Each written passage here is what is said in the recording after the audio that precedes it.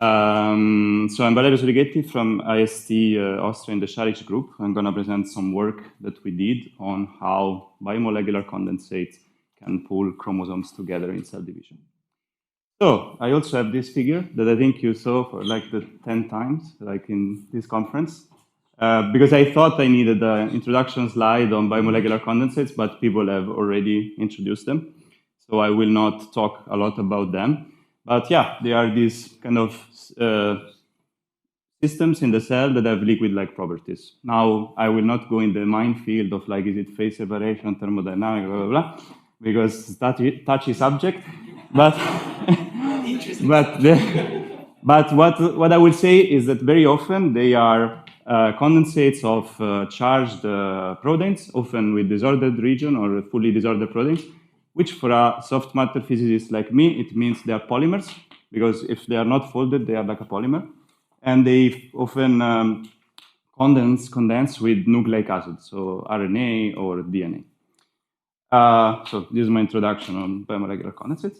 And also, I'm very grateful to Marketa because she introduced eukaryotic cell division, which is also my topic.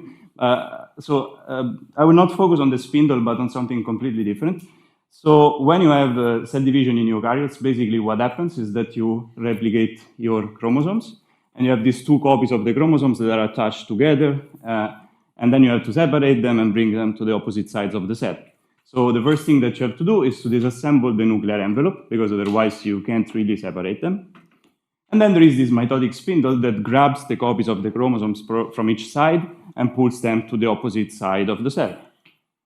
Then, when this happens, you have to reform your nuclear envelope, okay? So this is quite important because when you reform the nuclear envelope, there are some objects like ribosomes that cannot then escape the nuclear envelope. So you don't want to trap them inside because that would be a mess, okay?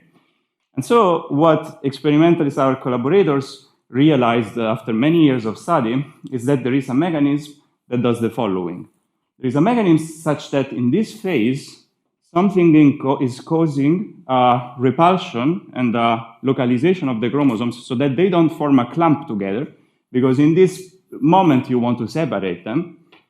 But then somehow this mechanism switches to create an attraction between the chromosomes so that you squeeze them together, they are tightly packed.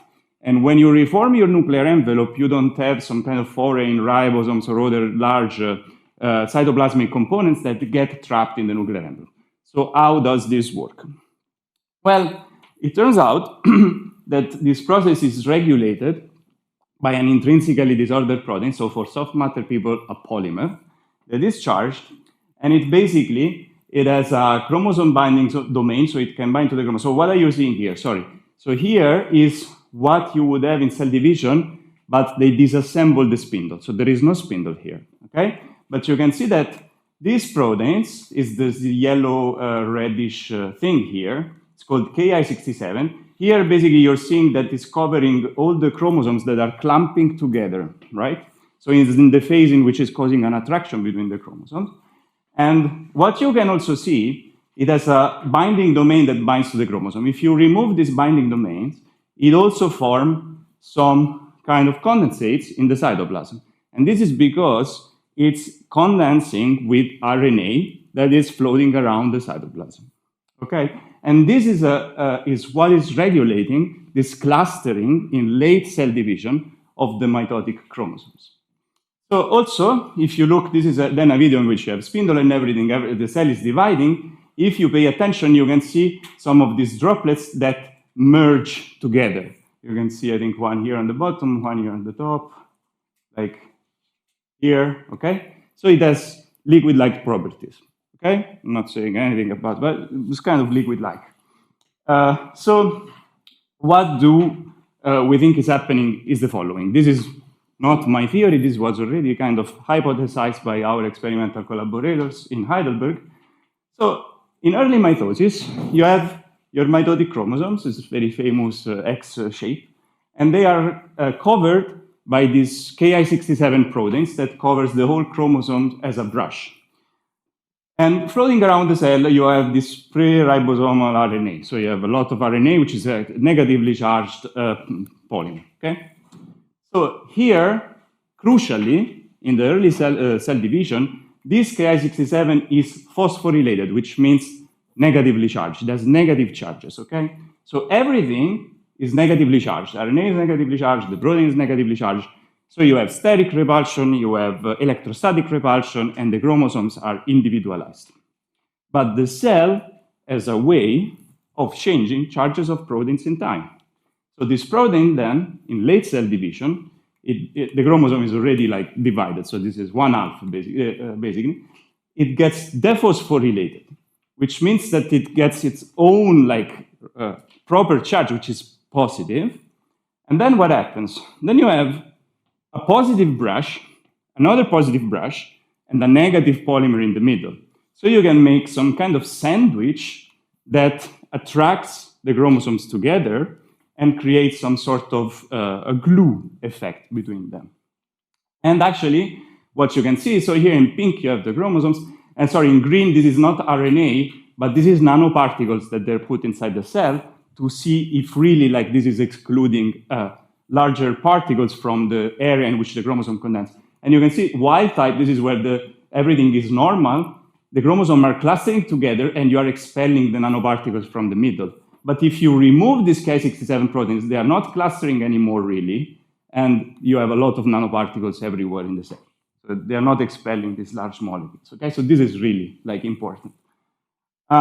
So of course we can do molecular dynamic simulations with a coarse-grained model of the system. Very simple. So we take a polymer that is RNA that is negatively charged, the green thing. We have the Ki-67, which is, in this case, negatively charged, in this case, positively charged. When it's positively charged, it forms this kind of condensates. And we can also see what happens when we take some kind of surface that represents a chromosome arm. We cover it with this brush of Ki-67. When it's negatively charged, everything repels. And when it's positively charged, we can form this kind of condensates that creates an attractive force between the chromosome surfaces. And I can also show you here the charge switching from negative to positive and the chromosomes. This is like half cylinder, is like the chromosome surface attracting together. Okay, this is all good and well, all quite simple, but there is also something that I didn't tell you that is quite puzzling and interesting, that if you look at the actual charge distribution of this protein, so this is the part that sticks to the chromosome, and the part that protrudes away from the chromosome, it has a region of high positive charge, so like a positively charged patch, okay? And this seems to be important because if you take the protein and remove this positively charged patch, you can see here in the red square, you have much less clustering of the chromosomes. So it looks like this charged patch is quite important for the clustering. But of course, also another thing is that if you look at the same kind of protein in different organisms, like rats or fish or amphibia, you see that this protein always has this kind of charge patch. So it seems like this feature is evolutionarily conserved. Maybe, okay, you have to be a bit more careful, but could be. And so it is very important that there is this highly charged region in this protein. Of course, in the experiments, you remove the charged region, you change the length of the protein, you change the total charge. But we were wondering, like, is there really something special about maybe you have the same charge, you focus a little bit on a point, or you spread it uniformly over the protein? Is it really going to make an important difference? And to study this, we built similar but a bit different setup, coarse-grained model. So basically, we are focusing on what is happening on two surfaces of the chromosomes covered in this brush that are sticking together through RNA. So basically, we model the surface of the chromosome simply as a flat, negatively charged surface to which this brush is binding. And we are focusing on the region in which is positively, on the time in which is positively charged. And then you have these negatively charged RNA polymers floating around. And we want to compare two cases. One case at the same total charge. One case in which there is a charge patch protruding away from the chromosome surface. And one case in which the charge is uniformly spread over the whole protein. And we adopt very simple coarse-grained model. We just have a screened electrostatic interaction and some excluded volume interaction. Just to give you an idea, if we want to convert to physical units, the height of this brush would be around 90 nanometers. Our bead is around 10 nanometers, so it's rather large. And the device screening length in the cell is around 2 nanometers. So I use this as justification to use screened electrostatic in this modeling. So what happens if we run this simulation? So this is what happens. On the left, you can see when you have the charge patch, and on the right, you can see when the charge is uniform. So you can see that the RNA is forming these bridges between the brushes, and these bridges will, now we're keeping them at the same distance, but you will see they pull them together. But if the charge is uniformly spread over the whole protein, initially you form some of these bridges, but then they all disappear, right? So you can also let one surface free to move. This is the charge patch case, and you can really see that there is a force pulling the two surfaces together. Okay?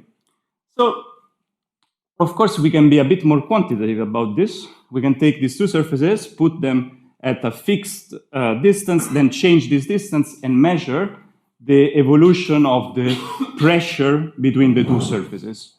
So, for example, when they are far apart from each other, you see this pressure that's basically zero, which means that there is no force acting between surfaces, nothing surprising. This is a function of time.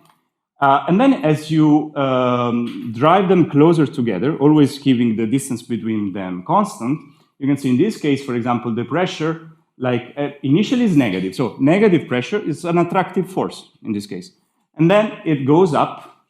So it means that the absolute value decreases. So because what is happening is that you're forming these polymer bridges. Polymer does not like to be stretched entropically, so it will like to go back to a relaxed configuration, and it's pulling between the surfaces. And sometimes these bridges break, and so your pressure decreases. But if you bring them closer and closer, then there is some kind of sweet spot, some distance, where you form this kind of sandwich, which has a stable negative pressure. So this will not change. So there you have these bridges, they are pulling the surfaces together with a certain force, and it's a kind of equilibrium distance between the surfaces. Now, if you repeat the same thing, but with uniform charge, you see basically nothing. So bridging, you might have a little bit at the beginning, but then it disappears. You can see the pressure goes to zero. In some cases, actually, it's just in this case, it's just a positive pressure. So you have a repulsive force because the RNA is just embedded in the brush. And then you have the electrostatic and steric repulsion between the brushes that's just causing a repulsion. And to show you that this attractive force is indeed due to the formation of the RNA bridges, I can also just measure how many of my RNAs are forming bridges. And you can see that in this case of the attractive sandwich, the 100% of the RNAs are bridging always. And if you increase the distance, then you have some decreasing function. So bridges break. And in the case of uniform charge, it just drops after some time to zero, and you have no bridging. So RNA bridges are generating the attraction between the surfaces. What you can also quantify is just the vertical density profile of where the RNA sits. I'm just showing you a couple of cases. But here, so this is the extension of the brush in the Z direction, which is this. And you can see that in the charge patch case, so this is the same charge. In one case, you have a charge patch. In one case, it's uniform. Charge patch case, the RNA is really in the middle. You have this peak in the middle because it's a sandwich. In the other case, it just sits into the brushes. So what I think is happening is, in the end, rather simple. So you have this very favorable interaction of the RNA with the patches. So it will try to maximize the number of interactions and sit in the middle if possible, if it doesn't have to stretch too much to do it, because stretching is unfavorable.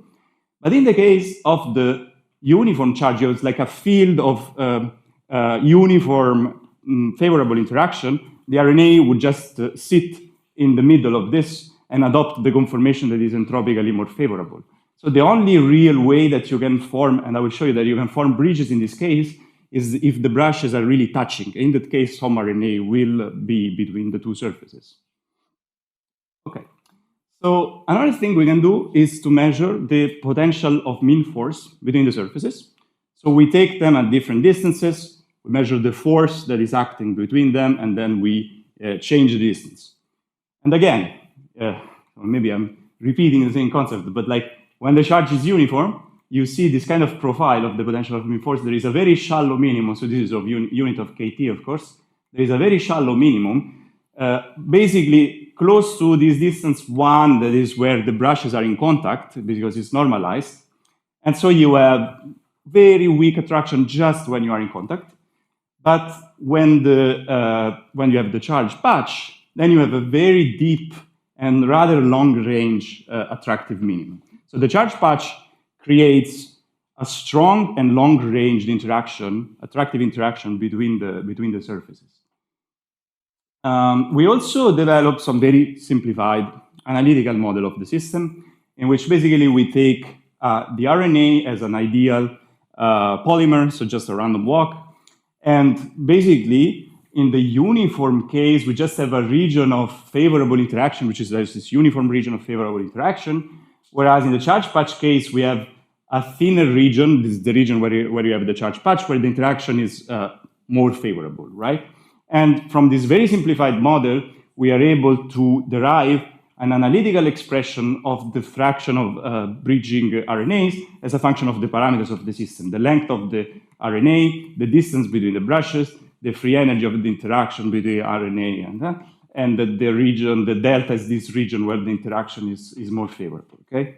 In this case, delta is just equal to the whole, but the free energy is different. And we can compare.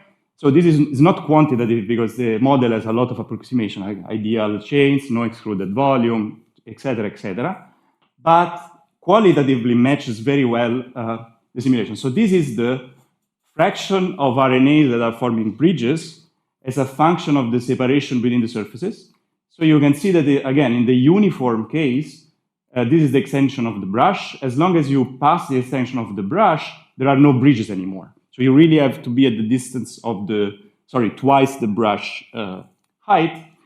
And in the case of the charge patch, you have like this long-range interaction. So we are able to qualitatively capture this with the theory, although it's not quantitative. Finally, I also want to say something about dynamics, because we can measure, of course, the mean square displacement, the dynamics of the RNA polymers in the system. So here, this line, gray line, is what you would have for a freely diffusing RNA polymer. And it's just diffusion, so it's slope 1, believe me. And here, it's an RNA in the uniform brush. So it maybe doesn't look really, because maybe the simulation is not long enough, but this eventually goes to 1, like it's approaching 1. So the RNA is still diffusing, but with a higher effective viscosity, because it's embedded inside the brush, but the brush is uniform. It's very different if you have the charge patch, because in this case, you have this strong subdiffusion, which means this is because the RNA is binding to all these charge patches, and in order to diffuse, you have to break a lot of bonds with these charge patches. So this is what is known, and I think we had a talk by Jitain on this, on the sticky Rouse model. So in order to diffuse, you have to break bonds, and this slows down the diffusion, although the system is not entangled for the polymer physics yet. Otherwise, if it was, you would have subdiffusion also in the uniform case, because the topology is exactly the same. Okay, so to conclude, this protein, Ki-67, which covers the chromosomes as a brush, is able to switch its charge from negative to positive in order to go from individualization to clustering of the chromosomes. And this clustering is crucially dependent on the fact that this protein has a charge patch, without which you're not really able to generate this strong attractive force between the chromosomes. And this charge patch also leads to a large difference in the dynamics of the RNA, making it very subdiffused. Just want to end with a small kind of perspective, because basically this is an example of a case in which by changing the distribution of the charge of some protein, we can go from a condensate of proteins and RNA exerting a force or not exerting a force on a cellular structure. And we know that condensates can deform membranes or can favor, for example, the bundling of cytoskeletal filaments. So there is the question of, because we know that the cell can change the charge of proteins with dephosphorylation or other processes. So what if there is a general mechanism by which, by changing the charge of proteins in condensates, we can change the forces that condensates exert on cellular structure? This, it's an open question, I think. And I want to conclude here, thanking my collaborators at ISC, Paul Robin, that did the theory from the NSO group, Ivan Palaya, and my supervisor, Angela Šarić, and our collaborators in the EMBL Heidelberg, the Quillen-Herring group, and especially Alberto, who did all the experiments that I showed you. Thank you for your attention, and I'm open to questions.